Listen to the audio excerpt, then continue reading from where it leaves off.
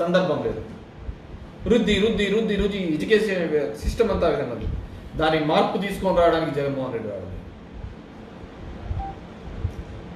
నేను అడుగుతున్నాను, 5వ తేదీ చేసే దానిలో ఎంతమందికి తల్లిదండ్రులకు సర్టిఫికెట్లు ఇవ్వకుండా ఇబ్బంది పడుతున్నారు,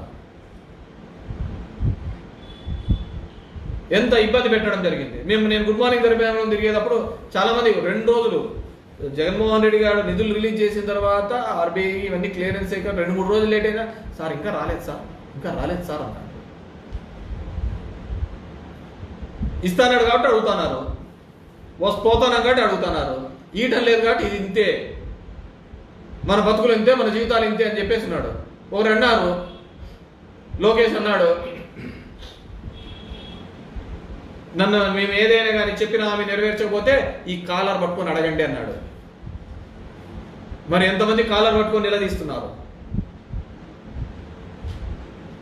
ఎందో జరిగిపోతుంది, పోతానా ఆయారాం గయారా.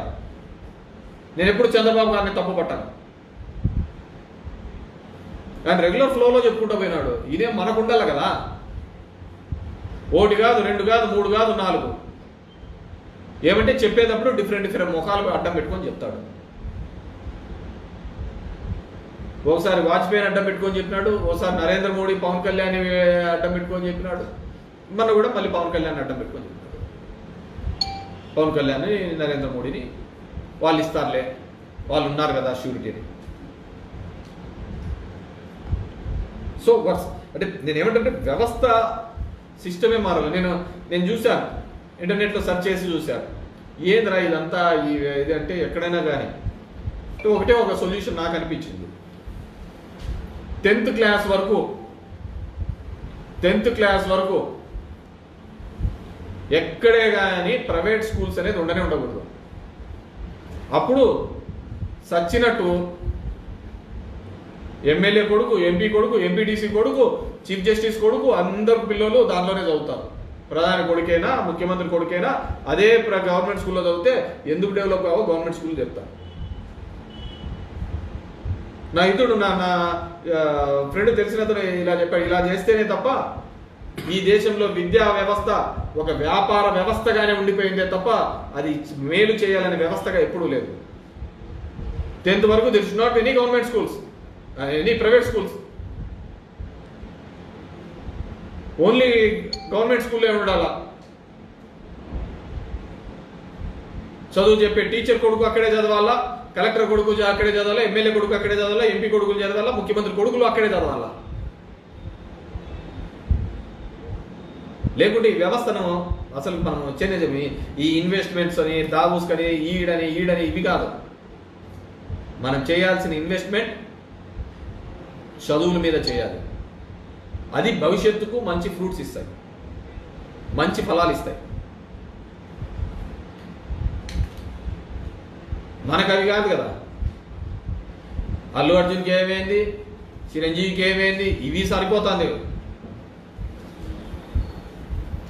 ఆ ఇంట్లో అన్నం తినేకుండదు, ఆ ఇంట్లో ఉండడానికి ఉండదు. మన పుష్పాలో చనిపోయిన రేవతి కుటుంబంలో 12,000 పెట్టి టికెట్ పెట్టుకోపోయినారు. అరే వాళ్ళు యాక్టర్లు, వాళ్ళు నిజ జీవితంలో వాళ్ళు హీరోలు కాదు, అది ఇచ్చిన వాళ్ళ పాత్రను మాత్రమే వాళ్ళు పోషిస్తుంటారు. మరి హీరోలు అనే వాళ్ళు ఎక్కడ ఉండరు. హీరోలు అనేవాళ్ళు సమాజంలో జరుగుతున్న సమస్య మీద వేలెత్తి ఆ పరిష్కరించేవాడు హీరో అవుతాడు. హీరోలు హీరోయిన్లు అంటారు. హీరోయిజం అంటే ఏంది? వాళ్ళు చేసేదాన్ని క్యారెక్టరే. నేను ఎక్కడో కూడా చెప్పినట్టున్నా, భరత్ అని నేను సినిమా చూశాను. వస్తాడు మహేష్ బాబు, దిగుతాడు, ఆ స్కూల్ ఇట్లా చేయాలంటాడు, అది ఇట్లా చేయాలంటాడు, కాలేజీలు ఇట్లా కట్టాలంటాడు, ప్రజావంతులకు పరిపాలన అంటాడు, అన్ని అంటాడు, అసలు కరప్షన్ లేని సొసైటీ చేయాలంటాడు, ఎవరి దగ్గర ₹1 అడగకూడదు అంటాడు, నేరుగా జనాలకి అందాలా, బడ్జెట్లో ఇంత పెట్టాలంటాడు. పాపం జగన్మోహన్ రెడ్డి కూడా అదే చూసి అదే చేసినాడు.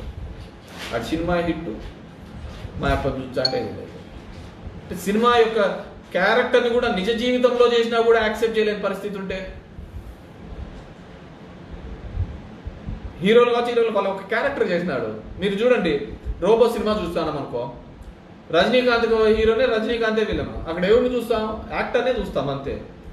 రెండు ఫేసులు ఒకటే విధంగానే కనపడతా ఉంటాయి. చూసేది ఆ యాక్టరు, ఆ క్యారెక్టరు, వాడు చేసే పద్ధతినే కదా చూసేది.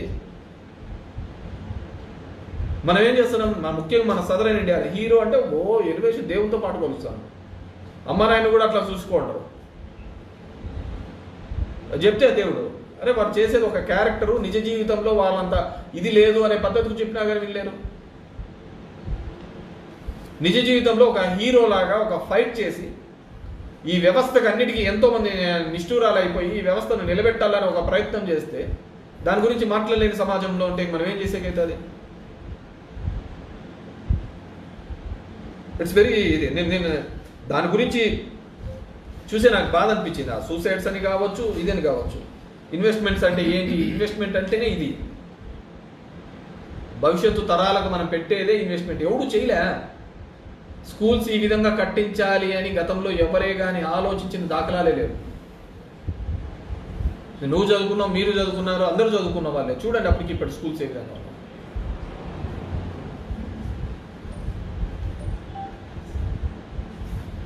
సో ఖచ్చితంగా ఇప్పటికైనా పిల్లల తల్లిదండ్రులు, పిల్లలు చదువుకున్న వాళ్ళు ఆల్మోస్ట్ ఆల్ మీరు మేజర్ డిగ్రీ చదివినప్పుడే మేజర్లు ఉంటారు. 18 years దాటింటాయి.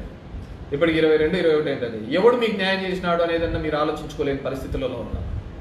రండి, మాట్లాడండి, గలమెత్తండి. లేదు అంటే ఈ రాష్ట్రంలో కానీ ఈ దేశంలో కానీ తాగుబోతులదే చెల్లుబాటు అవుతుంది తప్ప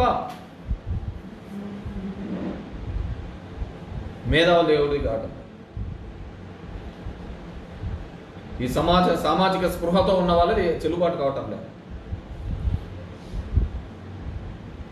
పొద్దున్న లేచిన నుంచి కాఫీ టీ హోటల్ దగ్గర చెప్పే లంగా మాటలకే సరిపోతుంది తప్ప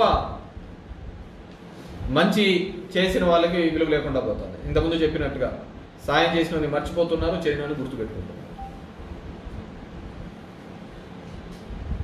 సరే ఈ దరిద్రం ఎన్నాళ్ళు ఉంటుందో తెలియదు కానీ ఉన్న కాలంలో అన్నా సరే ఆ లబ్ధి పొంది ఉంటే మీరు డెఫినెట్గా జగన్మోహన్ రెడ్డి అంటాడు మీటింగ్లలో, మీకే కానీ మంచి జరిగితే ఏంటి అని చెప్పేసి. మంచి జరిగినోడు వేయలే, చేయకోకుండా చేయలేదు. ఎవడో ఉంటారు 30% అవన్నీ కన్సాలిడేటెడ్గా పడిపోయినాయి. చేసినోడు మర్చిపోయినాడు, ఇంకోటి ఇవ్వడం కొత్తగా ఏదైనా ఇచ్చాలి అని చెప్పేసి. Very unfortunate. సో డెఫినెట్గా అందరూ కూడా తరలి రావాలి, మాట్లాడాలి. Thank you very much. Any questions?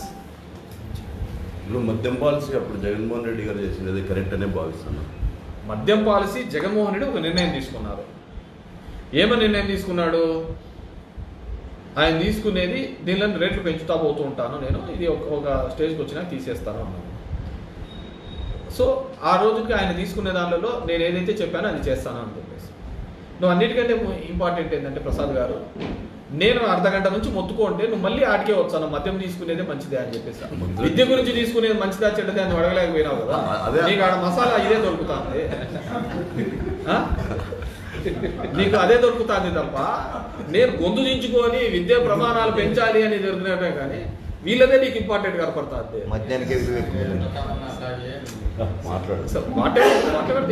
Policy ఆ రోజు తీసుకునే దానిలోకి ఆయన నేను మద్యం అనే దాంట్లో పెంచుకుంటూ పోతాను. సరే ఆ మద్యం నివారణకు రీహాబిలేషన్స్కి అనేది it's very very much impossible. సరే ఆయన ఒక నిర్ణయం తీసుకున్నాడు, దానికి ఒక ప్రయత్నం చేసినాడు, లేని నిష్ఠూరాలు తీసుకొచ్చినట్టు. అంతకుముందు ఎన్టీ రామారావు తీసుకున్నప్పుడు కూడా ఇలాంటి నిర్ణయమే తీసుకున్నప్పుడు కూడా చేయలేకపోయినాడు. ఎందుకంటే ఇట్స్ వెరీ టఫ్. అది ఒక మనలో ఒక భాగం అయిపోయింది. అది లేకోకుంటే సాయంత్రం అయితేనే మనిషికి ఎట్లుంటుందంటే కష్టం వచ్చినా లేకుంటే ఆనందం వచ్చినా ఇంట్లో భార్యకు అమ్మా నాన్నకి చెప్పుకుంటారో లేదో తెలియదు కానీ ముందర మందుబాటలు పెట్టుకొని చెప్పుకుంటారు. దానికే ఫస్ట్ లీజనర్ ఎవరైనా ఉన్నారు అంటే నీకు ఆనందం వచ్చినా కష్టం వచ్చినా నీ ఇంట్లో భార్యకు చెప్తావో తెలియదు, మీ అమ్మా నాన్నకి చెప్తావో తెలియదు కానీ సాయంత్రం అయితేనే ఖచ్చితంగా మందు నువ్వు చెప్తున్న జ్ఞాపకాలు, నువ్వు చెప్తున్నవన్నీ కూడా మధుర క్షణాలన్నీ అదే ఇంటారు. ఆ విధంగా మనం తయారైపోయినాం అన్నమాట. దాన్ని నేనేదో మార్చాలనుకున్నాడు, అది కాలే. ఆ మధుర జ్ఞాపకాలు, ఆ చేదు జ్ఞాపకాలు చెప్పుకునే ఆ వ్యక్తిదే చెల్లుబాటు అయిందంటే. జనసేన లేకపోతారని మళ్ళీ మొదలైంది. ఏం చెప్తుందా నాకు ఆ పురాణాల్లో ఎన్నిసార్లు వాళ్ళు తన శైల పరీక్ష కోసం అగ్గిలో దుంకినారో లేదో తెలియదు, కానీ నేను ప్రతి 15 రోజులకి నిప్పులో దూకి బయటికి రావాల్సిన పరిస్థితి వస్తూ ఉంది. నాకు అర్థం కాదు ఏంటంటే, బేసిక్గా నేను ఎప్పుడు చెప్తున్నాను, నేను వైఎస్ఆర్సీపీలో ఒక ఐడియాలజీ మీద వెళ్తున్నాను, దాంట్లో వేరేదేంటి లేదు. ఆ ఐడియాలజీ ఏంది, అక్రాస్ ది వ్యవస్థలో జరుగుతున్న అన్ని విధానాలకు హీస్ గివింగ్ ఫైట్ చేస్తున్నాడు. చంద్రబాబు ఒక ఐడియాలజీ ఉంటుంది, జగన్మోహన్ రెడ్డి ఒక ఐడియాలజీ ఉంటుంది. జగన్మోహన్ రెడ్డి వైఎస్ఆర్, నేను వైఎస్ఆర్ ఫ్యామిలీతో 3 తరాల నుంచి నాకు అనుబంధం ఉంది. రాజారెడ్డితో, రాజశేఖర రెడ్డితో, జగన్మోహన్ రెడ్డితో 3 తరాలతో నాకు అనుబంధం ఉంది. So I'm saying with ideology ఇక్కడ ఇంపార్టెంట్.